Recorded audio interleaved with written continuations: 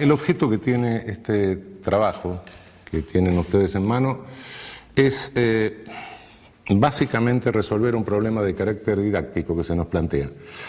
Hace 30 años, 40, era mucho más fácil explicar la teoría del derecho penal porque confrontaban en realidad dos modelos, bueno, bastante racionales. En realidad podía ser criticable uno, el otro, uno optaba, pero de cualquier manera era bastante más sencillo que hoy, que tenemos que lidiar con 4 o 5 modelos y los tenemos que explicar, porque de lo contrario estaríamos omitiendo conocimientos que son vigentes en el campo de la ciencia jurídica. Entonces, lo que se nos plantea es la enorme dificultad para poder explicarles a ustedes desde el inicio un panorama con semejante complejidad, hacerlo comprensible y que no crean que los penalistas en realidad somos un conjunto de orates que discutimos teorías sin fundamento y que en definitiva no terminen tampoco comprendiendo cómo opera un modelo dogmático penal. Por supuesto, esto, insisto en lo que se dice en el texto escrito, no exime de ninguna manera de adentrarse en la discusión doctrinaria acerca de cada uno de los temas que vamos a ver y que se expone en libros o en textos de mayor extensión. Pero básicamente lo que nos proponemos, dada esta dificultad, es que tengan sintéticamente un modelo. A partir de ese modelo, de la comprensión de ese modelo, se facilita la comparación con los restantes modelos de construcción dogmática del derecho penal. Por eso vamos a exponer un modelo sin discusión doctrinaria, La discusión doctrinaria la dejamos para un segundo momento y para textos más extensos, e insistiendo en que esto de ninguna manera les exime de entrar a la discusión doctrinaria y a los textos más extensos. Cuando nos preguntamos cómo se construye la teoría del derecho penal, bueno, básicamente el derecho penal responde, en su parte general, a 3 preguntas básicas. Primera pregunta, ¿qué es el derecho penal en sí mismo? ¿Qué es la teoría del derecho penal, por así decir? Segunda pregunta, ¿qué es el delito? Y tercera pregunta, ¿cómo se debe responder al delito? El deber ser de la respuesta al delito sería teoría de la responsabilidad penal o de la pena. ¿Qué es el derecho penal? ¿Qué es el delito? ¿Qué es la pena? Por decirlo en forma más sintética. Debo comenzar por destacar que la expresión derecho penal es equívoca. Es equívoca no solo en el lenguaje corriente, sino también en el lenguaje jurídico, en el lenguaje técnico. Se la usa con un elevado grado de imprecisión. Y esto es a veces problemático. Por derecho penal se dice frecuentemente la ley penal. Cuando se dice el derecho penal no prohíbe tal cosa, se está refiriendo a la ley penal. Cuando se dice el derecho penal no puede resolver tal cosa, el derecho penal no puede resolver la toxicodependencia, por ejemplo.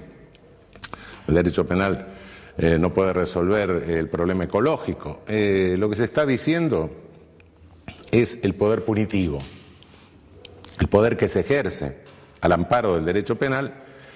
Y cuando se dice el derecho penal no se ha ocupado de estudiar tal cosa, se está refiriendo a la doctrina penal, a lo que hacemos los juristas.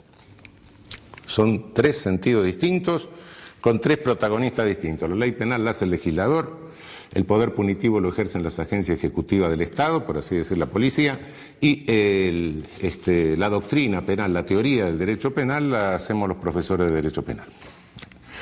Por supuesto, son 3 conceptos diferentes que se mezclan en el lenguaje, y a veces se responde a uno con referencia al segundo, etcétera, lo cual confunde el discurso. Tengámoslo claro de entrada: legislación penal es una cosa, ejercicio del poder punitivo, habilitado o no habilitado por la ley penal, es otra cosa, y en tercer término, derecho penal reservémoslo para la llamada, si les gusta, ciencia del derecho penal o saber jurídico penal. Hablé de poder punitivo. ¿Qué es poder punitivo? Poder punitivo es toda coerción del Estado que no persigue ni reparación, y que tampoco contiene un proceso lesivo en curso o inminente. Es decir, con esto le estoy diciendo que no estoy diciendo poder punitivo es, sino poder punitivo es lo que queda después que sacamos la coerción estatal reparatoria y la coerción estatal dirigida a contener un proceso lesivo o inminente. La coerción estatal reparatoria es la civil, es la del derecho privado. La que contiene un proceso lesivo, inminente o en curso es la del derecho administrativo. Dicho de otra manera, cuando alguien tiene una deuda, tiene una obligación de carácter civil, tiene que pagarla. Entonces lo que se hace, si no la incumple, es reparar, obligándolo a pagar o ejecutándole un bien con lo cual se repara. Esa es la coerción de carácter privado. La de carácter público, bueno, alguien me corre con un cuchillo por la calle, aparece un funcionario y lo para. Esa es la coerción que interrumpe. Lo que no entra dentro de ninguno de estos dos modelos y es coerción estatal, eso es poder punitivo. Por supuesto que es un concepto mucho más amplio de lo que normalmente se entiende por poder punitivo, porque no todo el poder punitivo se ejerce al amparo de leyes penales, a veces se disfraza. Hay poder punitivo que está legitimado por leyes penales, ese es el manifiesto, es el que realmente lleva el nombre de lo que es. Pero hay un poder punitivo latente, oculto, que se disfraza con otro discurso, se trata de legitimar de otra manera, es decir, la institucionalización prolongada, no por un momento de etapa aguda, es decir, la institucionalización psiquiátrica prolongada, por ejemplo, la internación de un adolescente en un instituto, apilar viejos en una viejoteca para ver si se deprimen y se mueren rápido. Todo eso es poder punitivo. Y me atrevería a decir que era poder punitivo el viejo servicio militar obligatorio, en la medida en que excedía de la instrucción necesaria para armarse en defensa de la nación que dice la Constitución, y que no necesitaba 1 año ni 2 años, claro. Todo eso es ejercicio de poder punitivo con ley latente, es decir, una ley que se encubre con otro discurso. Cuando la ley es manifiesta, cuando la ley penal es manifiesta, ese es el poder punitivo que habilita la legislación penal. Y nuestro saber jurídico es el sistema de interpretación de las leyes penales manifiestas. No nos vamos más allá. La reducción del poder punitivo, la contención del poder punitivo por leyes latentes, por leyes que no son manifiestas, se hace a través de otros recursos jurídicos, recursos rápidos, habeas corpus, etcétera, que tiene el derecho. La contención del poder punitivo armado a través de leyes manifiestas se hace según el programa que va configurando el derecho penal y que le ofrece a la jurisprudencia como proyecto de jurisprudencia. Se lo ofrece en realidad, se lo está ofreciendo a la agencia jurídica del Estado, es decir, a los jueces, a los fiscales, a los defensores, etc. Si nosotros en nuestro saber jurídico penal, en esto que estamos haciendo, elaboramos un concepto, es un concepto jurídico sin lugar a dudas, pero es un concepto que también es político. ¿Qué es lo que hacemos con esta construcción? Lo que estamos haciendo, como les decía hace un momento, es ofrecer un proyecto de decisiones a una agencia en que opera un poder del Estado. Si estamos haciendo eso y estamos hablando de una agencia que opera un poder del Estado, es una agencia política en el sentido de gobierno de la poli, no es política en el sentido que no es partidista, sí, eso correcto, pero en el sentido de gobierno de la polis es política. Cada concepto que nosotros elaboramos es un concepto que tiene un alcance, un sentido político, eso no lo olvidemos nunca. En este sentido político, bueno, lo que se nos enseña normalmente en la facultad es decir, bueno, el poder punitivo lo tienen ante todo los legisladores, que son los que hacen la ley, después lo tienen los jueces, que son los que aplican la ley, y por último, bueno, la policía, que son los que ejecutan las órdenes de los jueces. Esto es totalmente inexacto, pero es lo que normalmente se enseña formalmente. Ahora vamos a ver qué es inexacto. Cada rama del derecho se define por las características de la sanción que tiene la violación a sus normas. Derecho civil, derecho administrativo, derecho laboral, derecho mercantil, etc. Sí. Bien, la sanción que tiene la violación de la norma penal es la pena. No voy a entrar a toda la crítica y a la exposición de las teorías de la pena, sino a decir qué son. Ese es el gran inconveniente que tenemos. Hay una vieja clasificación de teorías de las penas que viene desde 1830 más o menos, la pueden ver ustedes en algún texto más extenso con todas sus variables. Pero ¿qué son estas teorías de la pena? Es lo que a cada penalista se le ocurre que la pena debe hacer. Y en razón de lo que debe hacer, elabora toda la teoría del derecho penal. Lo que debe hacer la pena es la función que debe cumplir el poder punitivo habilitado por las leyes penales. Bueno, lo que a mí se me ocurre que debe cumplir la pena. Por supuesto, este es el debe que está en mi cabeza, es el debe del deber ser. No es el ser de la pena, sino el deber ser, lo que a mí se me ocurre que es la función que debe cumplir, ese poder punitivo que habilito. Prevención general, prevención especial, positiva, negativa, retribución, lo que se me ocurra. Bien, pero el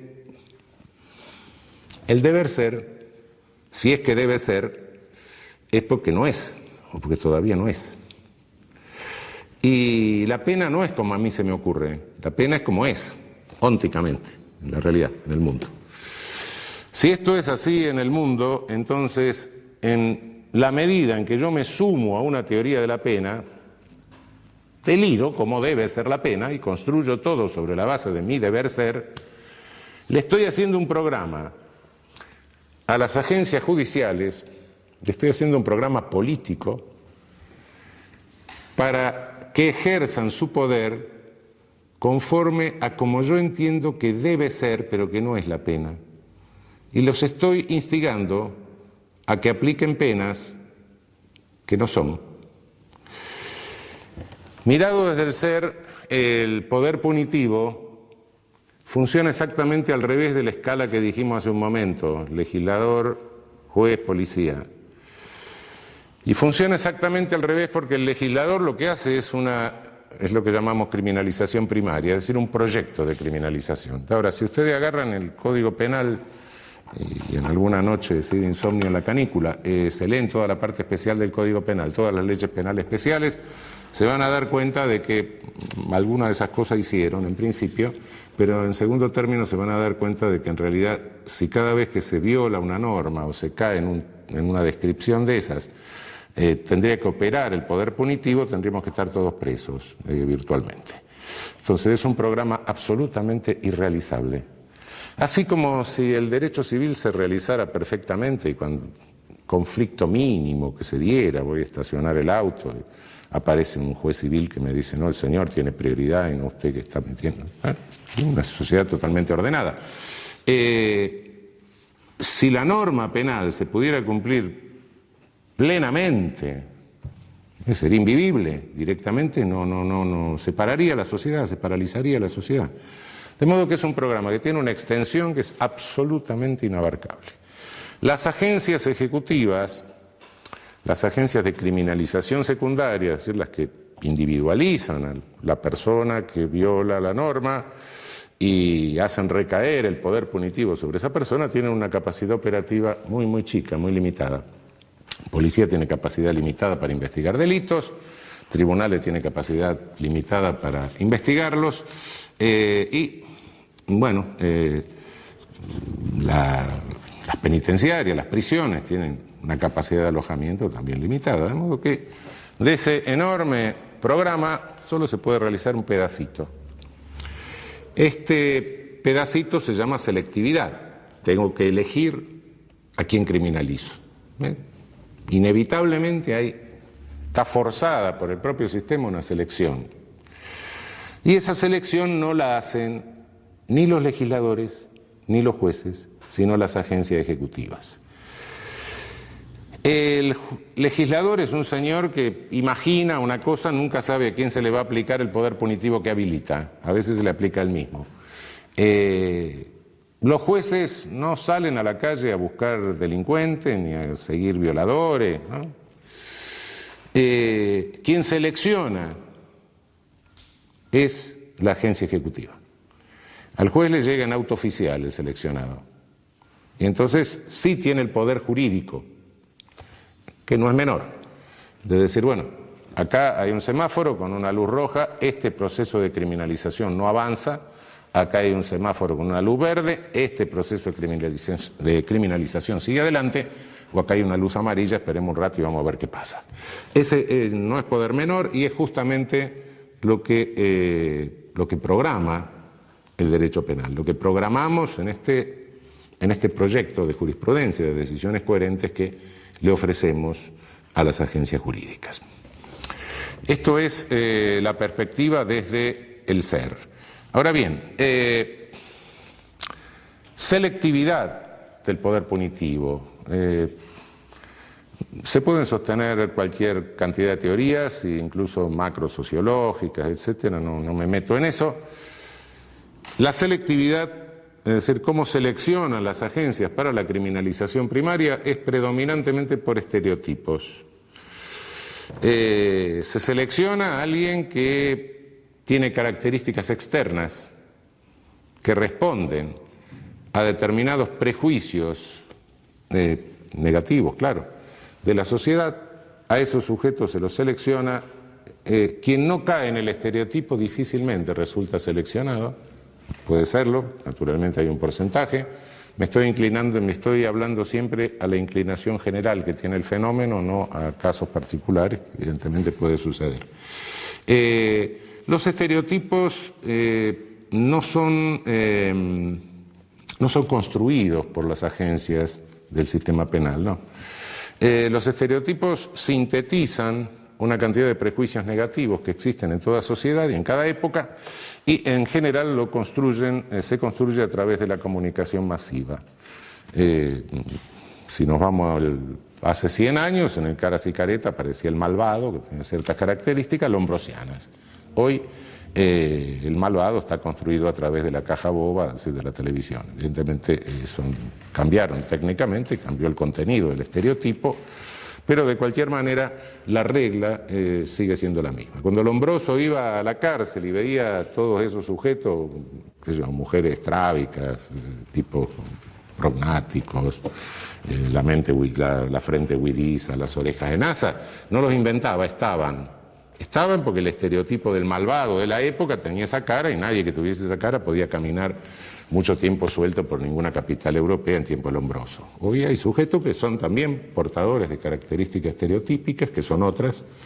En general el estereotipo es feo, también hay un componente de tipo estético en la cuestión, pero fealdad y maldad van más o menos juntas, pero el estereotipo no es algo externo solo, sino que cada uno de nosotros en la vida es como es, con sus características externas, pero conforme a características externas se nos demandan roles. El que tiene aspecto de médico se le demanda el rol de médico, el que tiene aspecto de albañil se le demanda el rol de albañil, y cuando no se responde al rol, bueno, incluso nos enojamos, ¿no? Si todos los días en el colectivo me encuentro con un señor que va vestido de albañil y un día le pido que me haga un revoque en casa y me dice, no, yo soy el profesor titular de filosofía presocrática de la universidad, y digo, pedazo estúpido, porque se viste así, ¿no? Bueno, sí, efectivamente.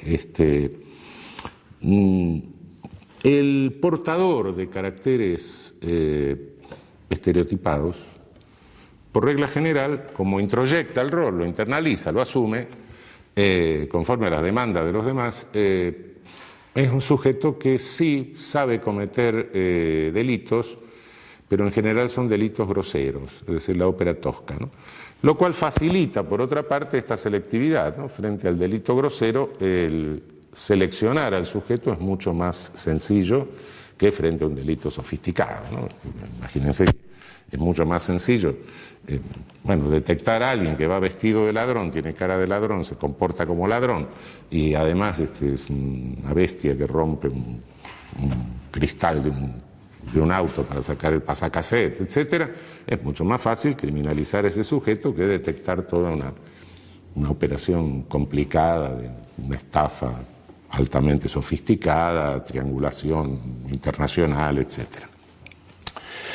Esto hace que la selectividad del sistema penal estructuralmente recaiga siempre sobre sectores más carenciados, operando como una suerte de epidemia, ¿no? Es decir, el poder punitivo en la realidad opera sobre aquellas personas que resultan más vulnerables a ese ejercicio. Y la selectividad es un dato de carácter estructural, esto, insisto, puede hacerse todas las teorías que se quieran, macrosociológicas, políticas, marxistas, lo que se le ocurra, pero este es un dato estructural. No hay ningún poder punitivo en el mundo que no se ejerza selectivamente por esta disparidad originaria entre lo programado y lo que es posible realizar como criminalización secundaria. Quiero aclarar algo más, porque les puede llamar la atención este planteo originario que hago, porque invierto normalmente el planteo tradicional en materia de derecho penal, ¿no?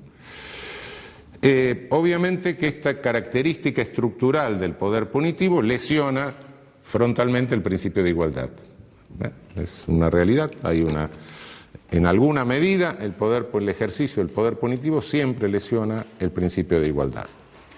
Pero cuidado que no lo lesiona solo en el aspecto victimizante, en el aspecto criminalizante.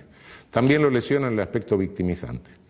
El reparto de la victimización tampoco es parejo en una sociedad.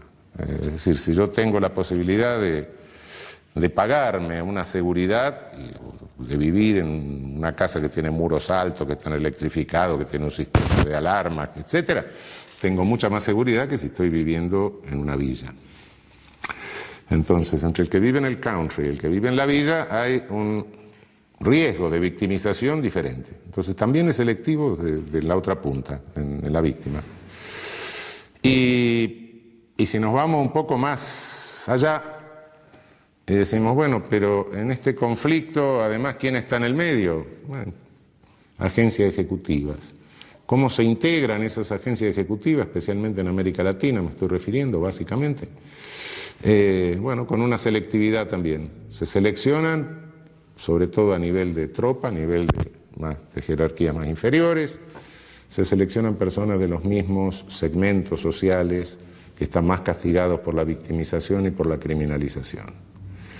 Si lo observamos desde afuera, da la impresión de que se dice, bueno, aquellos segmentos excluidos, marginados o más carenciados de la sociedad, da la impresión que hay una suerte de fomento para que se maten entre ellos y en tanto, bueno, no se puedan coaligar y no tengan protagonismo político. Naturalmente que se pueden pensar 10.000 conspiraciones. No, lo cierto es que es así. No creo que haya nadie con una máquina pensando esto, programando esto. Si lo hubiese, habría que darle el premio Nobel al mal, pero no creo que eso exista. Pero sí, no creo en conspiraciones, pero sí creo en funcionalidades. Y la funcionalidad sí existe. Bueno, llegó la hora, frente a esta realidad de qué es la pena, preguntarnos qué nos incumbe a los penalistas al hacer la teoría del derecho penal, ¿no? ¿Qué es el poder punitivo? Bueno, en el ámbito de la sociología se discute muchísimo. La pena en lo óntico, en lo real, cumple una función plural, como se puede deducir de esto que estoy diciendo.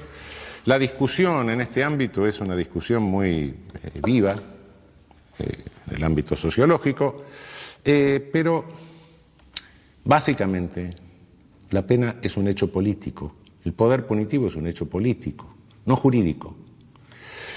Un viejo penalista latinoamericano, quizá una de las figuras más interesantes del penalismo latinoamericano del siglo XIX, Tobías Barreto, que fue profesor en la Universidad de Recife, en el norte de Brasil,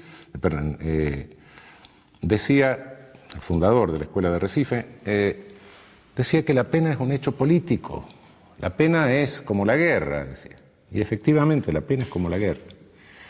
La podemos deslegitimar, podemos decir que no tiene sentido, puede haber todas las teorías abolicionistas que se quiera, pero el poder punitivo queda ahí, como la guerra está deslegitimada. Desde la Carta de las Naciones Unidas está deslegitimada, pero abrimos el diario y vemos lo que pasa en el mundo. La guerra existe, el poder punitivo existe. No porque la guerra la deslegitimen los internacionalistas en sus tratados va a desaparecer, no. Existe. Para que desaparezca hay que hacer otra cosa, no escribir tratado de derecho internacional. Y para que el poder punitivo se reduzca y desaparezca, también hay que hacer otra cosa, no escribir tratado de derecho penal. Yo no sé si tenía razón, quién era que tenía razón, si la guerra es la continuación de la política por otros medios, la política es la continuación de la guerra por otros medios. No sé si era Clausewitz o Foucault, pero evidentemente hay una función de contención que cumple el derecho, distintas ramas, pero el derecho, frente al fenómeno de la guerra y frente al fenómeno del poder punitivo. Frente al fenómeno de la guerra está el derecho internacional humanitario como parte o capítulo de los derechos humanos, ¿no? La teoría de los derechos humanos. Derecho internacional humanitario concretado internacionalmente en los convenios de Ginebra. No hay que matar prisioneros, hay que darle determinada alimentación con calorías, no se puede dejar que se mueran los náufragos, etc. La agencia encargada de ejecución de esto es la Cruz Roja Internacional. Nadie discute la función humanitaria de la Cruz Roja Internacional, que trata de controlar los aspectos más crueles de la guerra, en la medida de su poder limitado. Nadie impugna la legitimidad de la Cruz Roja Internacional porque no haga desaparecer la guerra. Bueno, no puede hacer lo que no tiene poder para hacer, hace lo que puede. Bueno, la Cruz Roja del momento de la política es el derecho penal. Nuestra función es una función de contención del ejercicio del poder punitivo. No estamos para legitimar el ejercicio del poder punitivo.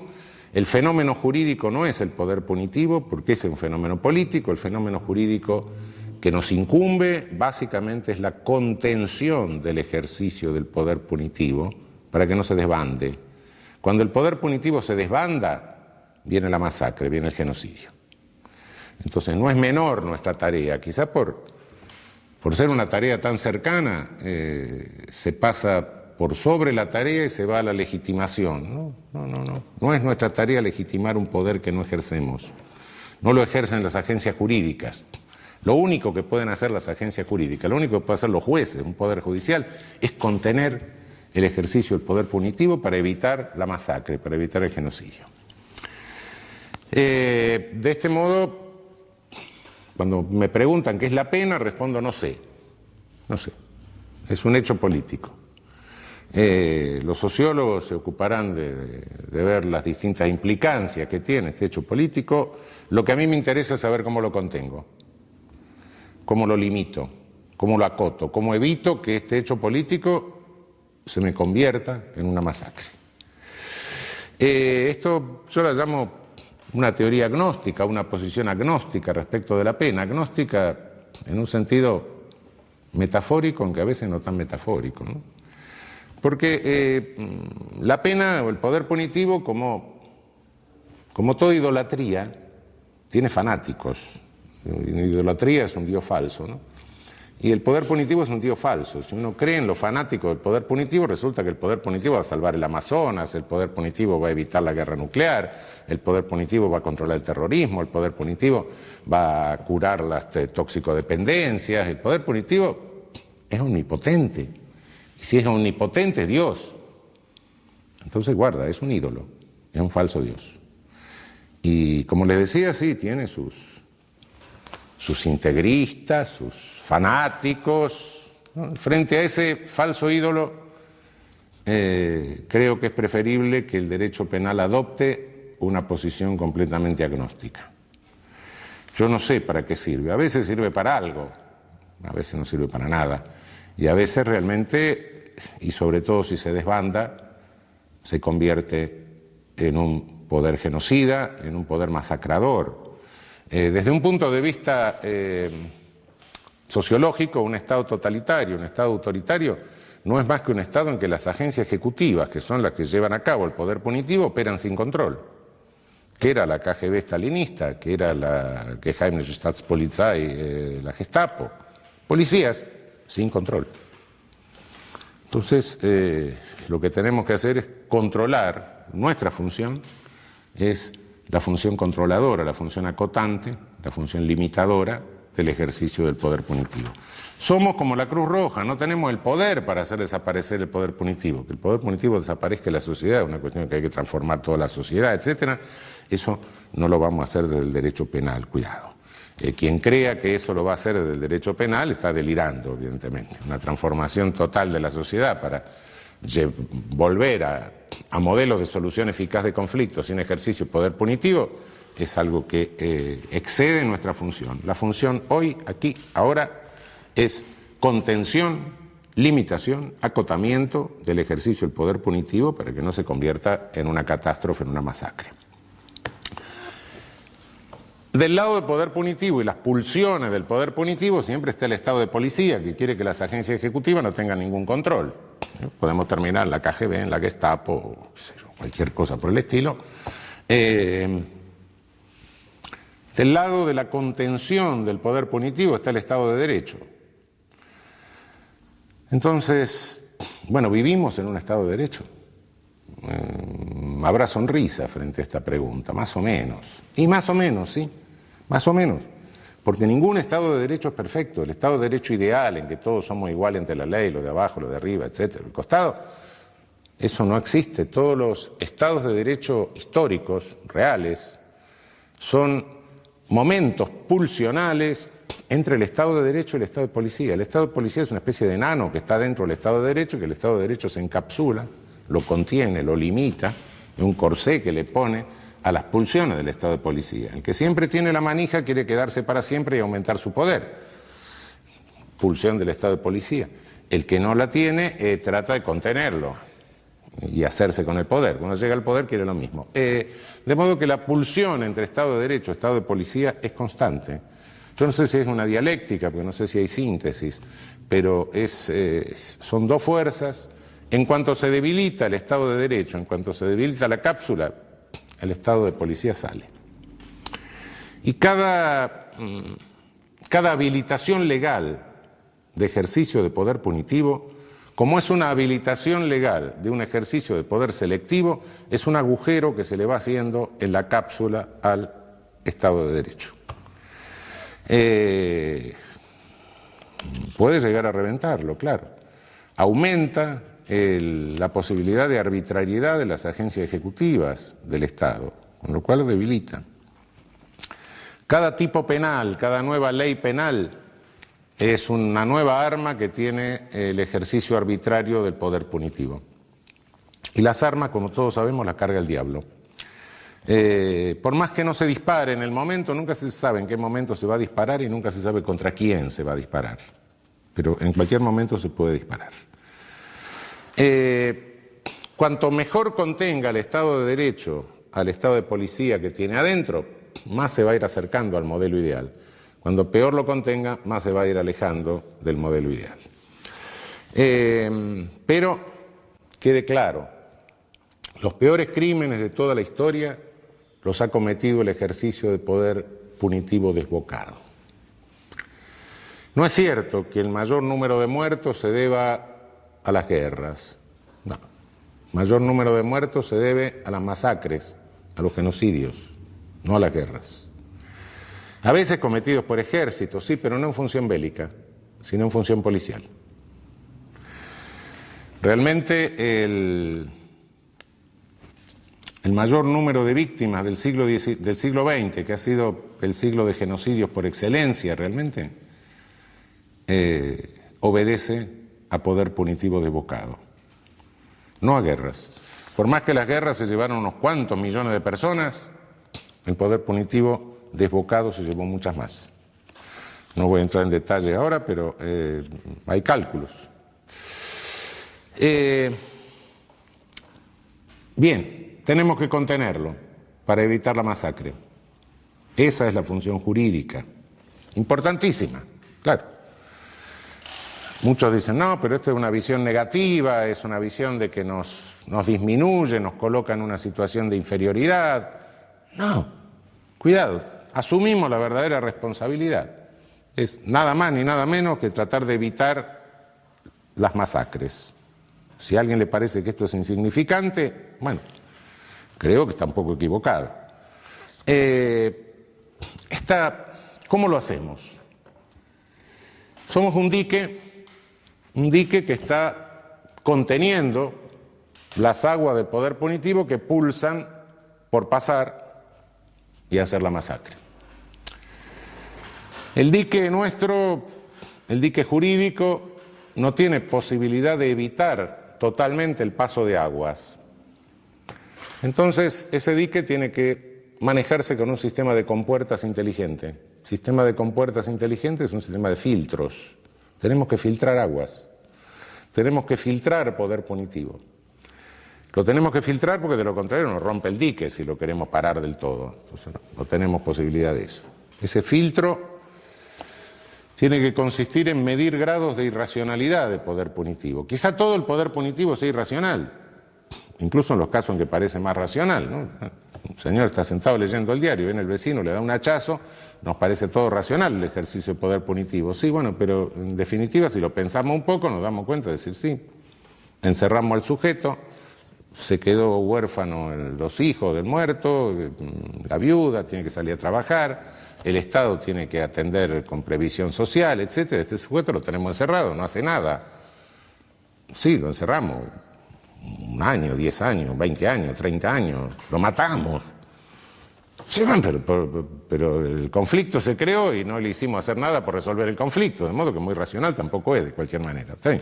Algo hay que hacer, bueno, sí, no puede nadie darle un hachazo al vecino, pero quizá en el fondo, hasta en los casos más claros en que nos parece razonable el poder punitivo, sí es racional. Pero bueno, de cualquier manera tenemos que seleccionar. Y decir, bueno, en este caso el contenido de irracionalidad es menor, lo dejamos pasar. En otros casos el contenido de irracionalidad es mucho mayor y ahí no lo podemos dejar pasar. Entonces este sistema inteligente de filtros es lo que nos dice, bueno, hay aguas que son más turbulentas, que son más contaminadas, que son más sucias, las más irracionales, esas no pueden pasar. Dejemos pasar aquellas que son menos contaminadas, menos sucias. Dejemos pasar el poder punitivo menos irracional, reconociendo que quizás hasta ese menos irracional tiene en el fondo un cierto contenido de irracionalidad. ¿Por qué? Porque no resuelve el conflicto. Y no resuelve el conflicto porque el poder punitivo siempre deja fuera del conflicto a una de las partes, que es la víctima. ¿Por qué? Porque el señor Estado dice la víctima soy yo, usurpa el poder de la víctima. El soberano dice el ofendido soy yo. El ofendido va a ser usted, soy a mí que me rompieron la cara. No, mire, usted es la víctima y usted venga como testigo. Y si no viene como testigo, usted es un delincuente. Entonces el conflicto no se resuelve. Por eso en el fondo hay siempre un cierto grado de irracionalidad. Contener el poder punitivo de esta manera, en este momento, tiene una alta importancia. Muchísima importancia. ¿Por qué? Porque domina en el mundo un discurso único de medios que propugna la venganza y el desenfreno de todo poder punitivo. A diferencia de lo que pasaba en el siglo pasado, en los totalitarismos, en los autoritarismos de entreguerra, en el fascismo, en el nazismo, en el comunismo, en el stalinismo, hoy no hay discurso, no hay un discurso autoritario, coherente. No hay paradas militares, edificios neoclásicos, uniformes, camisas pardas, no. Hoy es gris el asunto, una cosa. Hoy tiene la cara de las administraciones republicanas de Estados Unidos. Hoy no, es un discurso que es el no pensar, hay publicidad, no hay discurso, realmente. Esa publicidad tiene una eficacia realmente importante, ¿no? Y bueno, es discurso único de medios que tiene preso a los operadores políticos, a los legisladores, le hace hacer barbaridades a los legisladores, hay destrucción de códigos penales, destrucción de la codificación penal, de modo que esta función de contención del poder punitivo en este momento yo diría que es una función civilizatoria. Es lo que realmente puede salvar a nuestra civilización de un embate totalmente destructor de lo que son valores que se han defendido a costa de la vida de millones de personas, ¿no? Esta es la función de nuestro saber, es la función en razón de la cual construimos la teoría del derecho penal. Ofrecerle a las agencias jurídicas un programa que optimice su potencial controlador y reductor del ejercicio del poder punitivo y que a la vez le permita resolver los casos con coherencia, con no contradicción y con adecuación a la ley. Bien, en esto el derecho penal está acompañado por otros saberes. No son exactamente el propio derecho penal. Es inseparable el derecho penal del derecho procesal penal. ¿Qué es el procesal penal? Es el derecho que indica el camino que hay que seguir, que deben seguir los distintos personajes, los distintos protagonistas de las agencias jurídicas, desde el momento en que se tiene una noticia criminis, desde el momento en que llega una noticia de un delito a conocimiento de ellas, hasta el momento en que se pronuncia una pena, y diría yo, hasta el momento en que se termina la ejecución de la pena. Lamentablemente hay una institución del derecho procesal que en realidad se ha vuelto de derecho material. Es la llamada prisión preventiva o prisión cautelar. La mayoría de los presos que tenemos en América Latina no son condenados, son presos preventivos, son presos cautelares, son presos que están presos por las dudas, que están presos por razones de seguridad. Aproximadamente el 70% de los presos que tenemos en América Latina son presos preventivos. Hay otra rama jurídica que acompaña al derecho penal, que es el derecho de ejecución penal en nuestro país, hoy regulado por la Ley 24.660. Es el derecho que regula la ejecución de las penas una vez que hay una sentencia firme. En realidad, todo este fenómeno que estoy explicando, en gran medida responde a una explicación que la da otra disciplina u otro orden de conocimientos interdisciplinario, no voy a entrar a la discusión, que se llama criminología. La criminología es el conjunto de conocimientos provenientes de distintas disciplinas que me permite acercarme o aproximarme a la realidad del delito y del funcionamiento del sistema penal, de la operatividad del sistema penal. Si tengo que verificar el nivel de irracionalidad del ejercicio del poder punitivo, no puedo hacerlo sin los datos que me proporciona la criminología, que es la ciencia óntica, la de los hechos por excelencia. Ciencia o conjunto de conocimientos, etcétera, proveniente del campo de la sociología, de la psicología, etcétera. Por supuesto que este conjunto de conocimientos también fue manipulado ideológicamente a lo largo de la historia, como lo pueden ver ustedes en lecturas más extensas, no me voy a ocupar hoy de la cuestión, pero indiscutiblemente si el derecho penal no puede prescindir de la información acerca de los efectos reales de sus decisiones. Cada decisión del derecho penal, les dije hace un rato, es una decisión de carácter político que se traduce en un ejercicio de poder del Estado, de una agencia del Estado. Por ende, ese efecto se produce en un mundo real. Si prescindimos de los conocimientos de lo que pasa en el mundo real y hacemos sentencias o le proponemos a los jueces hacer sentencias con una visión normativa del deber ser sin tener en cuenta el ser, bueno, el derecho penal se psicotizó. El derecho penal está absolutamente psicótico entonces. No nos interesa lo que pasa en la sociedad, nos interesa la coherencia normativa de lo que estamos haciendo. Y yo creo que a cada uno de nosotros, como ser humano, como persona, como habitante, como ciudadano, lo que nos interesa es el efecto social que producimos. Eso de la coherencia es un valor, por supuesto, tenemos que ser irracionales, pero no podemos poner la coherencia por encima de los efectos reales en la sociedad. Y los efectos reales en la sociedad, en la persona, etcétera, no los podemos conocer sin el auxilio de las disciplinas que se sintetizan en la criminología.